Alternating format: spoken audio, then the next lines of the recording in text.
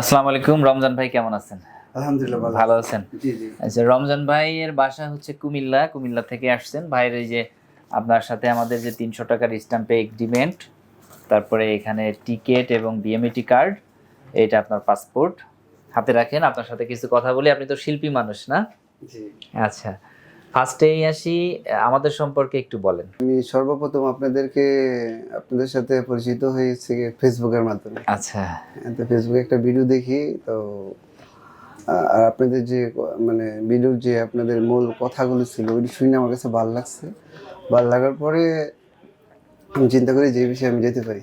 আচ্ছা, তো এই আর কি ছিল মূলত ইচ্ছা পোষণ হয়েছে। তারপর আমি অফিসে এসে যোগাযোগ করার পরে ভিসা কতদিনে পেলেন?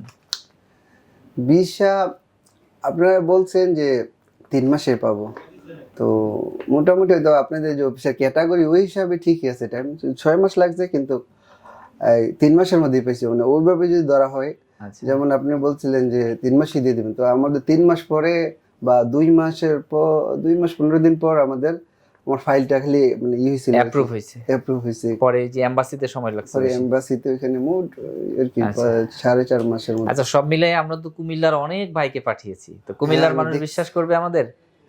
না, এই মানে অফিসকে একদম চোখ বন্ধ করে বিশ্বাস করা যায়। আচ্ছা, আচ্ছা। এটা হচ্ছে রিয়েলিটি।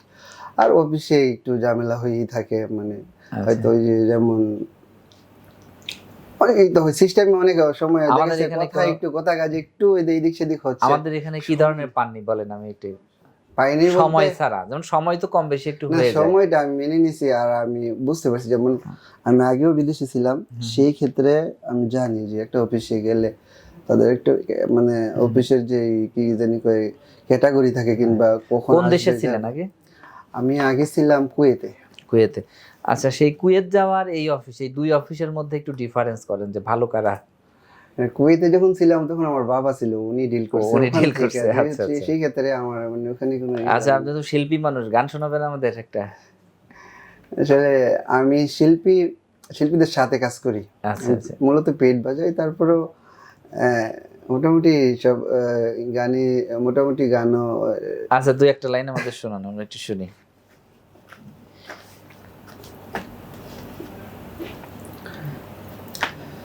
শুনিলে প্রাণ চমকে ওঠে, দেখিতে যেন বোজাঙ্গনা, যেখানে সার বারামখানা, যেখানে সার বারামখানা। ধন্যবাদ।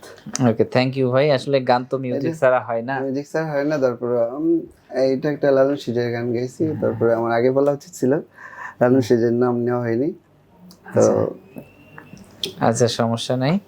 তো এখন সবশেষে তো যেতে পারছেন বিদেশে, ভালো লাগছে না খারাপ লাগছে? না, আমি খুশি। আর আপনাদের মানে এই যে এই বিশ্বাসটা আর কি, হ্যাঁ, হ্যাঁ। এটা আমার অনেকেই বেটু দিছে আচ্ছা, অনলাইনে। আচ্ছা, আদৌ সম্ভব? তুমি লস খাইছো, তুমি ধরা পড়ছো। আচ্ছা। এই বিশ্বাসটা মানে আপনাদের অনলাইনে যে এখানে বিদেশ যাওয়া যায় কে বিশ্বাসই করে না। বিশ্বাসই করে না, এটা বিশ্বাস করে না। তো সেই ক্ষেত্রে আমি আপনাদেরকে মানে যখন ভিসা হয়ে গেল, যারা ভেটো দিয়েছিল তারা কি বলে তখন? হ্যাঁ, তাদের সাথে তখন যোগাযোগ হয়েছে। এরা কিভাবে সম্ভব অনেকবার বলছি কথাটা। আচ্ছা, যে আসলে তুই পারছিস, আচ্ছা। একটা কথা বলছি। ঠিক আছে ভাই, আমাদের জন্য দোয়া করবেন। হ্যাঁ, আসসালামু আলাইকুম। ওয়ালাইকুম আসসালাম। বেকার মুক্ত ও সমৃদ্ধ বাংলাদেশ গড়ার স্বপ্নযাত্রায় visa information, your trusted visa partner.